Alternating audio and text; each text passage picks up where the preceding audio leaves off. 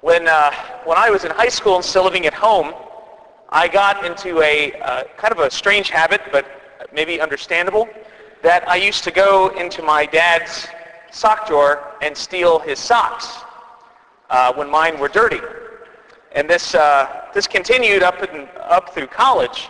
And of course, one of the reasons I did this is because for guys like myself and my dad, who both are afflicted with giant feet, in fact, I have been confused for Bigfoot on many occasions as I have left tracks in the mud. I have been hunted down by Bigfoot hunters. Very embarrassing when they find me.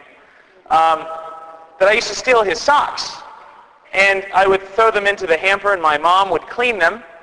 And it was kind of a cool thing, and she would put them back in my dad's sock drawer, where I would go back and steal his socks. And this cycle continued for a very long time.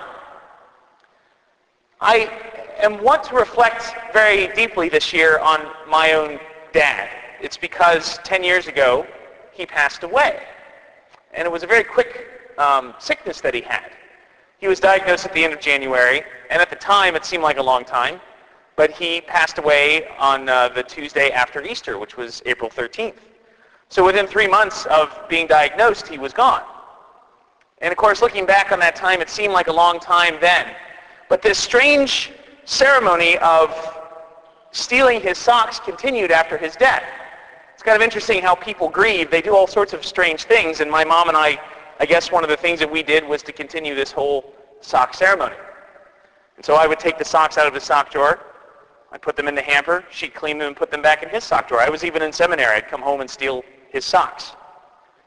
And after about 6 weeks or 8 weeks after he died, I went back into my parents' room and I opened up the sock drawer and all the socks were gone. And I was floored, absolutely floored. I remember just kind of stepping back and looking into that empty sock drawer and just having to be hit with the reality that my dad had passed away. And my mom said to me, I couldn't clean the socks anymore. It was too hard. Because she was still living in the house and I was over at the Josephinum, and she said I just couldn't do it. And I understood that. Also, because I believe it's pertinent to the readings. See, everybody in here suffers. Everybody in here goes to the cross. Everybody in here has to face death and sin.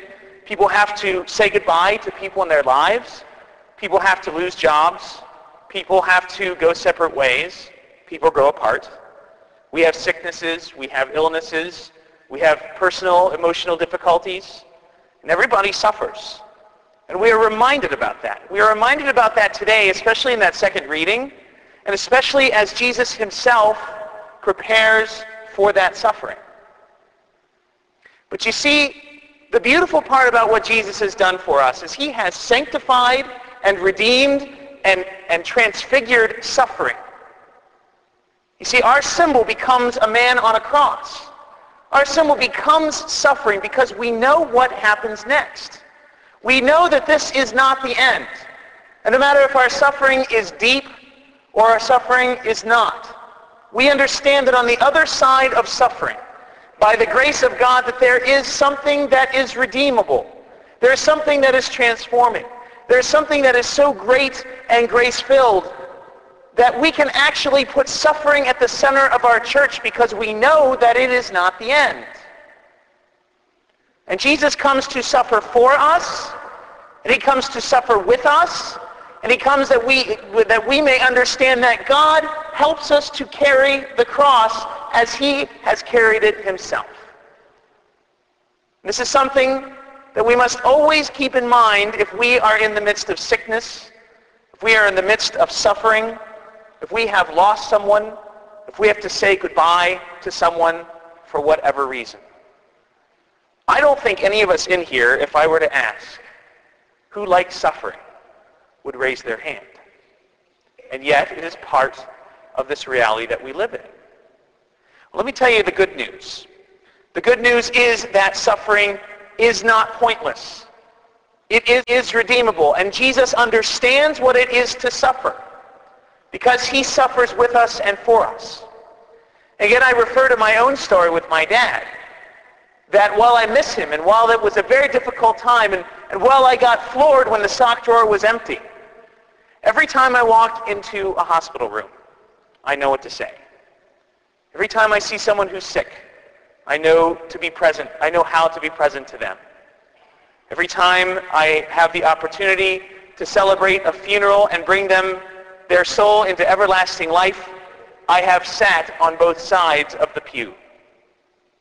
And it has been such a grace, the fruit that has come out of my experience with the suffering of my dad, that I have brought it and made it part of my ministry. And I think to myself that while I would never choose to suffer that again, I am so grateful for having had the experience, because it makes me the person and the priest that I am today.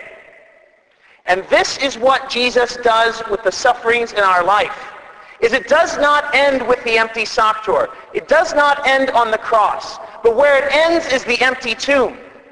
Where it ends is the ascension of Jesus into heaven.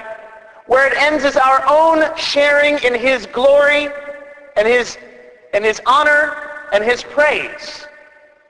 It is where we learn obedience through what we suffer, because Jesus teaches us how to suffer.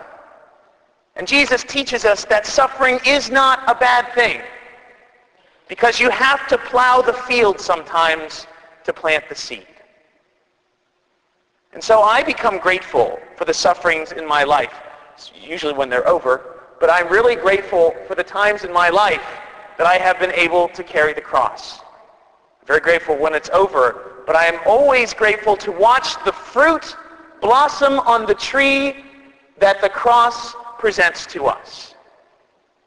And I'm here to implore you that if you are in the midst of suffering, be it in your heart or outside in your body or with your work or whatever it might be, to join that suffering, especially in this time of Lent, with the sufferings of Jesus Christ.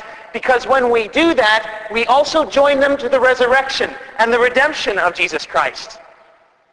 And there is nothing that God puts into our life or allows to come into our life that is not useful. And as my spiritual director says to me every single time, God uses it all. God uses it all. We do not have to be afraid of suffering. We do not have to let it destroy us. But what we can do is use it as an opportunity to join ourselves more closely to that tree of the cross, to our Savior Jesus Christ, who will give us the strength to carry it, who will bring us to that resurrection and that redemption, so that we can look back on whatever episode in our life we might be experiencing now and actually be thankful for it.